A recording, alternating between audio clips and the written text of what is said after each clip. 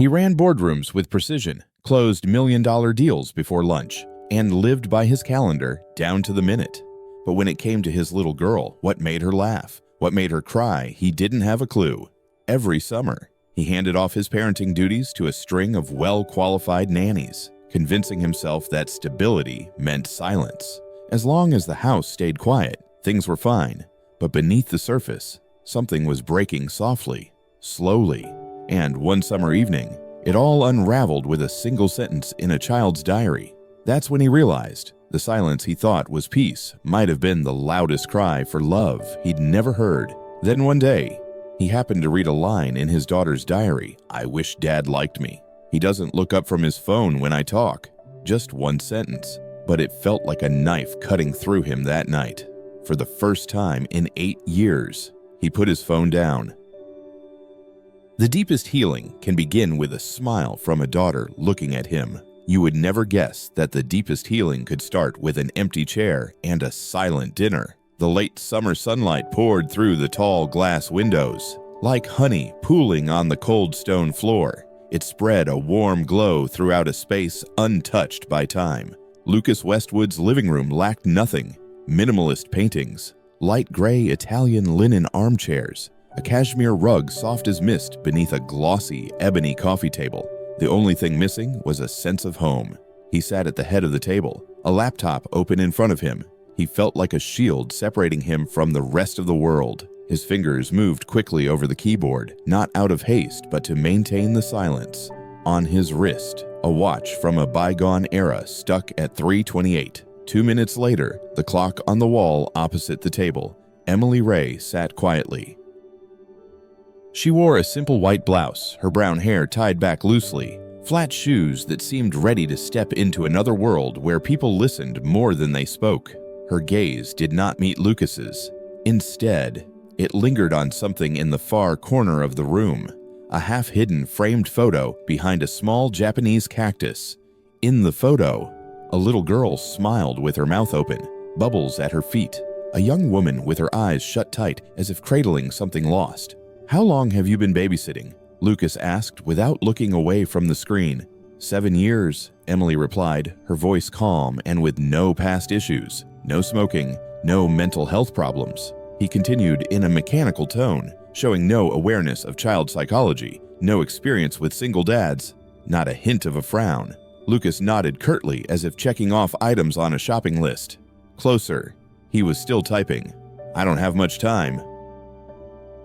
He pulled the stack of documents closer, still typing. "I don't have much time, so unless you have any questions." Emily interrupted, not with a sharp tone but with a gentler voice than anything he had heard all day. "Then we can start with silence." Lucas looked up at her for the first time. He froze, not out of judgment but because of something like skepticism or perhaps something unnamed. Emily didn't look at him. Her eyes remained on the picture. "Introduce yourself." But he knew how. When she finally turned back, she said softly, "You're not good at introducing yourself, but you know how to listen, especially when a child can't speak." Lucas closed his laptop, not out of confidence, but because he didn't know what else to ask. Her words strangely reminded him of a distant night, a parent-teacher meeting. Sophie, his daughter, sat silently in the room. She didn't cry, didn't say anything, just slid a piece of paper toward him and turned away. He remembered glancing at it, a colored pencil drawing of a girl without a mouth, thinking that it was just a child, the oddity that he had not asked, and he never knew what she was trying to say. Something stirred in his chest, a warmth he had almost forgotten. He looked back at Emily. There was nothing particularly remarkable about her, but in the way she sat still, upright, there was a presence that made the room he had carefully tended feel different. For the first time, present across the room. The clock struck 3:30. Time passed as if they never had to rush. The next afternoon, when the sunlight softened like a promise that it would return, Lucas left the office earlier than usual. No one asked why. No one stopped him. He didn't even explain it to himself, only knowing that something small had quietly changed in yesterday's interview. And now he wanted to see it. That world felt a little closer once again.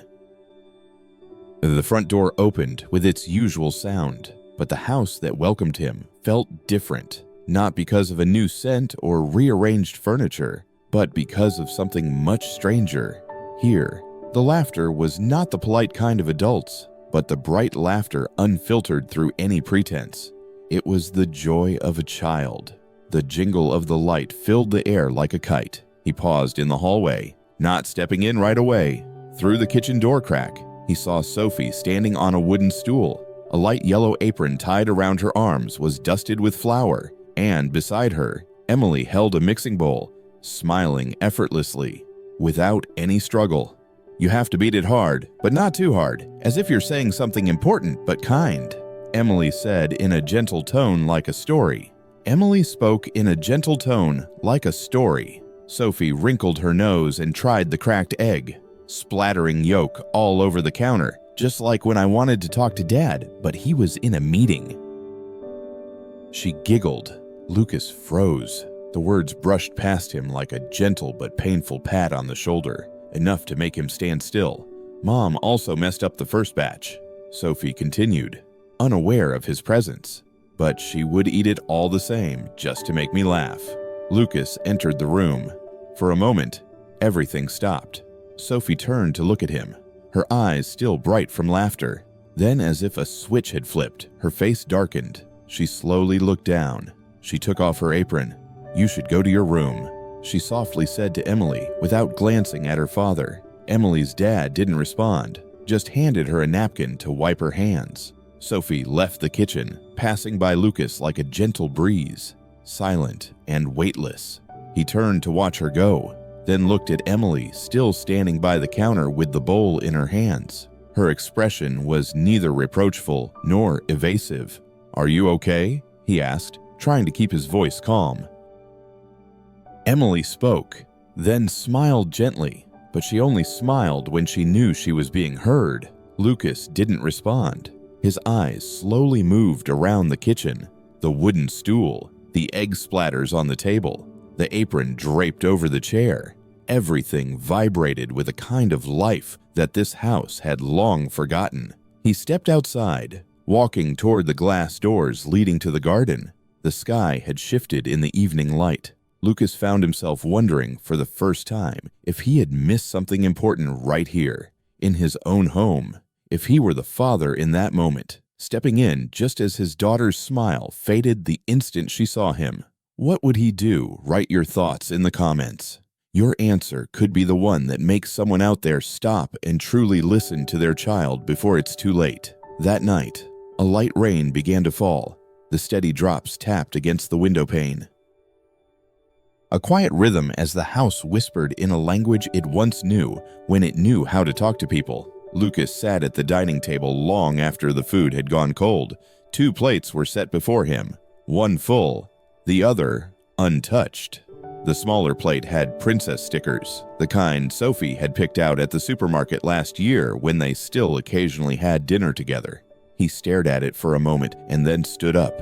On his way upstairs, he noticed a thin strip of warm light spilling out from Sophie's room. The door was slightly ajar, like an unopened letter lying on the table.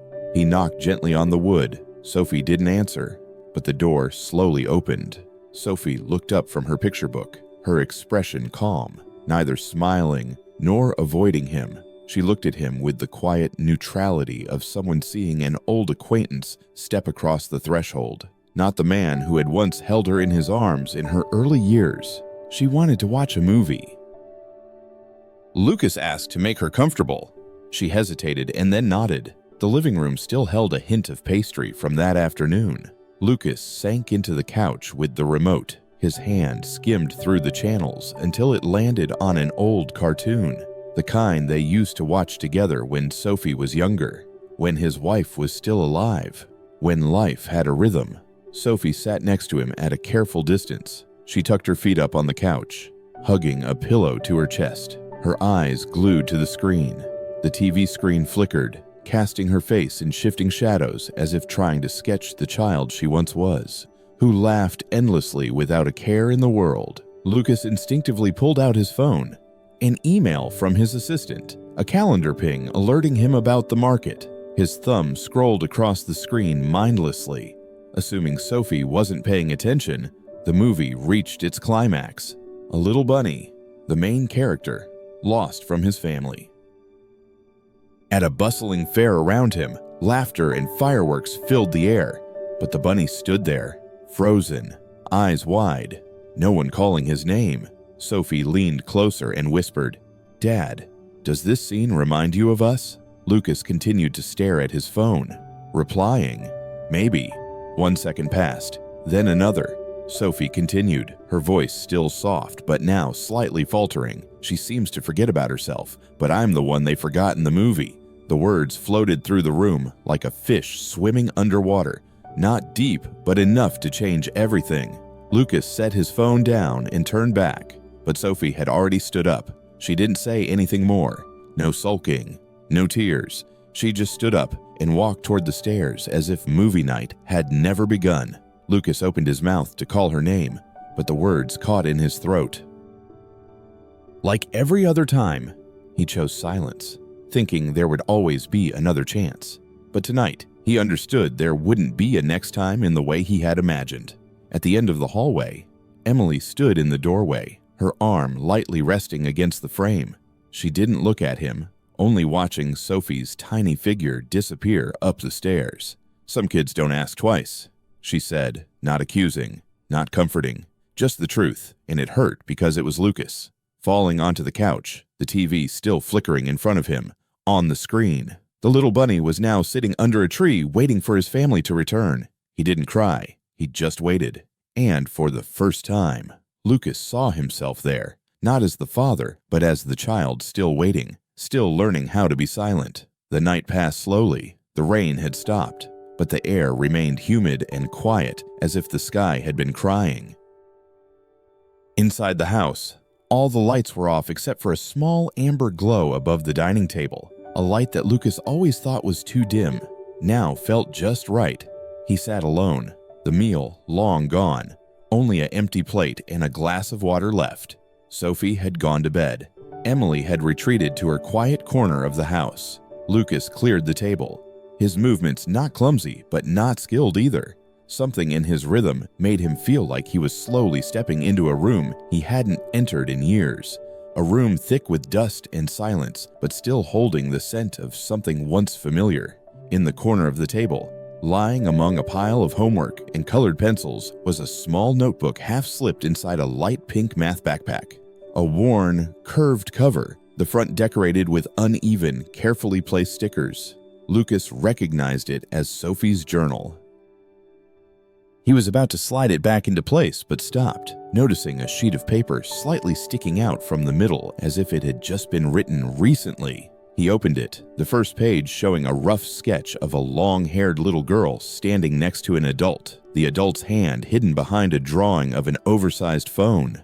Beneath the drawing were words written in purple ink. "I like talking to Miss Emily. She doesn't look at her phone when I talk." Lucas blinked, his fingers gripping the edge of the notebook until his knuckles turned white. He flipped to the next page, which showed a father without eyes or mouth, just a hollow face next to a phone crossed out with a thick black line. And at the bottom were words written in shaky handwriting. "I think Dad loves me, but I'm not sure, because love is listening without needing to be reminded." Lucas closed the notebook, his hand slightly trembling as if he had opened a door he wasn't supposed to enter. But now there was no turning back. He sank into the chair, frozen in thought. The everyday buzz of life, the phone, the reminder chime of the calendar faded away. Only the sound of his own heartbeat remained, a rhythm he hadn't paid attention to in a long time. Lucas reached into his shirt pocket and pulled out his phone. The screen lit up, flooded with notifications. He stared at them like a stranger, trying to remember the names of the people he once called family. Then slowly, he pressed the side button. The screen went dark, unwilling to wake up again, just resting, finally silent. He gently placed the phone on the table as if practicing a new habit. The pink notebook still lay in the soft place, a quiet artifact of something lost. But perhaps it was also a way to move forward. He stayed there for a long time. No lights, no music. Inside his chest, something cracked. Not big, not clean, just enough to never heal like before. The next morning, the sky was not blue. A thin mist, like an unrelieved breath, covered the outback garden. Any sunlight that tried to come through was caught by the quiet cherry trees. Now, entering the season of letting go, everything felt softer than usual, lighter, as if even the weather understood that someone in this house had stepped into a new way of listening. Lucas woke up earlier than usual, not because of the phone alarm, not because of the ping of incoming emails. He simply opened his eyes, and instead of struggling to stay in bed a little longer, he listened to the soft footsteps on the wooden floor in the room. Sophie was there, the sound of water running in the sink, the clink of a spoon against a glass. Emily, somewhere nearby, began her day. He brewed 2 cups of coffee, one for himself, one for Emily, not out of politeness or obligation, but as a quiet gesture, like a soft knock before entering a room. No response needed, just being present. Emily was sitting at the dining table reading a book. She looked up as he approached.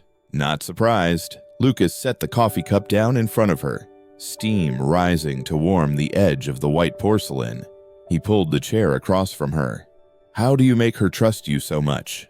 he asked, not defensively, not heavily, just a genuine question escaping his lips before he could measure it. Emily didn't answer right away. She studied him, then reached into his jacket pocket draped over the chair, pulling out his phone, the one he had left without realizing. She gently placed it on the table between them. "I'm not trying," she said softly, almost whispering. "I just don't bring this when I talk to you." Lucas just looked down at the phone. The screen, pitch black.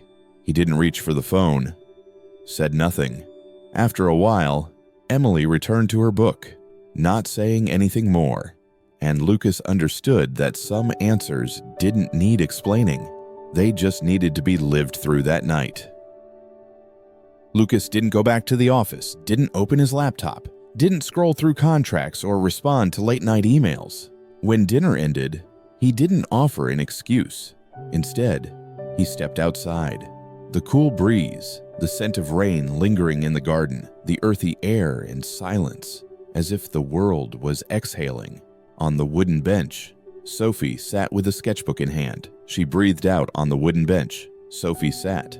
She wasn't drawing people or places, just swirling lines of blue and purple, tangled and free, meaningless to adults, but real to her. Lucas sat beside her, not leaning down, not asking what she was drawing. He didn't say a word. And somehow, she still reached out her hand. She continued to draw. Her hand moved slowly, her eyes not meeting his, but not avoiding him either, as if his presence no longer disrupted the space between them. Not because he had done something better, but because this time he simply stayed, without a phone, without a keyboard, just the sound of the pen gliding on paper and the soft rustling of leaves falling in the garden. Lucas leaned back, closed his eyes. He didn't know if this was the beginning or just a fleeting moment, but in that stillness, he felt something subtle begin to unfold. Not bright, not certain, but just enough for a child to know that her father was not absent that night. Change never comes like a thunderclap. It arrives in the form of silence, lasting a little longer than usual, the absence of a familiar sound, like tonight. Lucas sat behind the wheel, one hand resting lightly, eyes glancing at the clock. Occasionally, the sunset descended faster than usual, streetlights casting on the windshield into fluid streaks, painting shapeless patterns, like his thoughts fading and changing. Sophie's piano solo started at 7 p.m. She handed him the invitation 2 weeks ago, slipped it into the folder he had read, and then discarded it without a word. He had forgotten about it until this morning when Emily quietly placed the card next to his half-finished cup of coffee. His phone buzzed on the passenger seat. Lucas glanced at the screen. Michael, the CEO of the European Partner Company. He knew why he was calling for the deal they had spent 6 months patching together, which was at a breaking point. Ignoring this call could collapse like a house of cards, but the ringtone didn't. Loud, yet in the silence of the car, it felt like a voice from another life. Most importantly, Lucas reached for the phone. his thumb hovering over the answer button, and froze. The wallpaper was an old photo of Sophie at 4 years old, laughing in her mother's arms. The little girl's hair was blown by the wind, her eyes tightly shut in a moment of pure joy. Her mother was smiling too, but the girl seemed different, tinged with a slight worry, as if she knew that moments like this were always borrowed. Lucas stared at the photo. He wasn't in it. He was the one behind the camera. Absent. The ringtone continued. He pressed and held. The call disappeared. Not rejected, but erased. And in that moment, silence returned. Not the silence of absence, but the silence created by a heartbeat. He placed the phone back on the seat and pressed the gas. The community center shone brightly under warm lights. Children in white shirts and pink dresses filled the front rows, waiting for their turn. Parents lined the hallway, phones raised, adjusting collars, calling names backstage. Sophie sat with her hands clasped tightly on her thighs, her gaze fixed on her old white shoes. Occasionally, she looked up towards the door. People came and went, but none of them were her dad, until Lucas walked in. No suit, no briefcase, no laptop. His hands held nothing but the look he had for her. When she saw him, she looked up too, and for the first time in weeks, she smiled, not politely, not because she had to, but genuinely, as if that one look had lifted her a little off the ground. Lucas didn't wave, didn't say a word, he just nodded. A small gesture, but one that told her he was here and nowhere else. Backstage, as her fingers touched the piano keys, Lucas didn't take pictures, didn't press record. He sat still, hands clenched, eyes glued to the stage.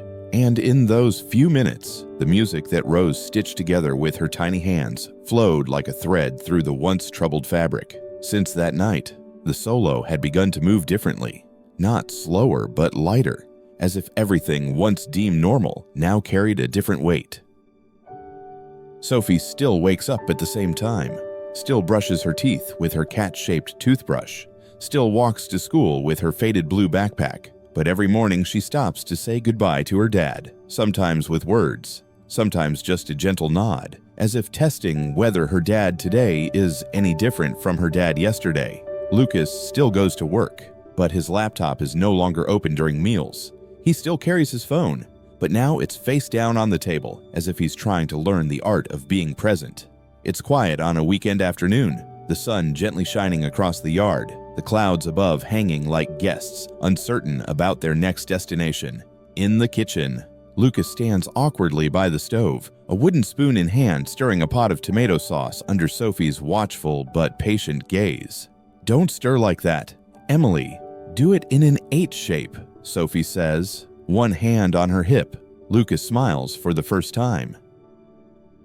He doesn't feel like a dad. He just feels like someone learning to cook with his daughter. They have dinner on the patio, a low wooden table, 2 cushioned chairs, and an old empty chair that usually sits vacant. A gentle breeze sweeps through, lifting a napkin off the table. Sophie runs after it, laughing as she catches it and carefully places it back down. Lucas sits across from her. No phone, no laptop, just a pair of chopsticks, a cloth napkin, and a presence that is no longer flickering in and out. Emily says, "Good food isn't just a recipe," Sophie declares, picking up a piece with bright eyes. "Whoever is sitting at this table is the best dish I've ever had," Lucas says without hesitation. Sophie tells him about school, how her new friend likes puzzles, how the teacher changed the seating chart, and the stray cat at the gate named Muffin. Lucas doesn't say much, but his laughter syncs with his nods. Just so. The pauses feel natural, nothing forced. From the doorway, Emily watches them. She doesn't join the conversation, doesn't interrupt, but when Sophie notices her, she waves, "Come eat with us. I made this because I missed you." Emily smiles, shakes her head, and steps outside. A small fabric bag in her hand is just as planned. Sophie hesitates for a moment, then reaches into her backpack and pulls out a colored pencil to draw on paper. The 3 of them sit around the table smiling together. On the table, a plate of bright red pasta. Beside them, an empty chair. Under the drawing, Sophie has written, "If you miss the pasta, this chair will wait." Emily holds the paper, her eyes sparkling. but her smile remains gentle, steady. So Sophie doesn't see the softness underneath. Lucas steps forward and approaches. He doesn't say much, just gives a slow, careful nod, carrying the weight of something solid. "Thank you for teaching me how to listen with my heart." Emily doesn't respond. She just looks at him for a long moment, then turns away, the drawing pressed to her chest like something fragile. The breeze gently brushed over the table. On the table. The empty chair remains unoccupied, but this time, it doesn't symbolize absence but invites anyone who knows how to listen and stay long enough to be present. That morning, the kitchen was silent. No sound of spoons clinking against china. No soft laughter behind Lucas as he brewed coffee wrong. No smell of baking in the air. Even the sunlight seemed pale, shyly lying at the edge of the windowsill, not daring to spill over the tiles as it once did. It lingered there, quietly, as if it too had something to say but didn't know how. How did Sophie get to her grandmother's house the day before? Emily had left early before the alarm rang, before the house stirred. No note, no goodbye. But on the table, between the crumpled white tablecloth and a half-finished cup of coffee, lay a thin ivory notebook. No signs of anything. A neatly folded handkerchief beside it still carried a hint of lavender scent. Lucas stepped forward. He didn't open it right away. He sat facing it as if confronting a door, not knowing what awaited on the other side. His fingers paused at the edge, then retreated. The cover gently folded back to the first page was a small piece of paper. Her familiar handwriting slanted evenly. "Every child is a story yet to be written. Let Sophie write hers with you. If you have the patience to start from page 1. He turned to the next page. The pages were blank in a way that let the light shine deeper. Soft shadows like a breath, as if someone was waiting for each line to be written, not with ink, but with listening. The last page felt heavier. A postcard was glued there. Its edge slightly curled. In the picture was a misty seaside town with sloping green rooftops. The still water lifted the small boats in its tranquility. No name, no address, no signature, just a line curling at the bottom. "If someday you truly want to listen to someone, don't forget I once waited to be heard too." Lucas set the card down. The image stirred something in him, not quite a memory, but something enough to ache. He held the notebook in his hand and stepped out onto the porch. Autumn was coming. A few yellow leaves scattered on the stone path. The wooden bench where Sophie used to draw still sat under the old cherry tree. Sunbeams filtered through the leaves. Its seat was adorned with beams of sunlight filtering through the leaves. Lucas sat down, the notebook open. A gentle breeze lifted the first page, fluttering it once like a butterfly before it settled. Lucas stared at it for a long time, saying nothing, but feeling as if Emily had written everything in all the things she never said, waiting for someone quiet enough to read them. He leaned back, eyes half closed. For the first time in many years, he didn't think about what would come next.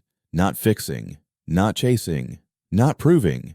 Just sitting quietly and letting someone, even though they had left, still stay in the gentlest way. The wind turns another page, waiting, like him, like Sophie, like Emily, like every child who ever needed someone to truly listen, even just once. This narrative serves as a poignant reminder that even the smallest acts of kindness, whether it's a simple gesture, a heartfelt conversation, or merely being present, can create profound and lasting impacts on someone's life.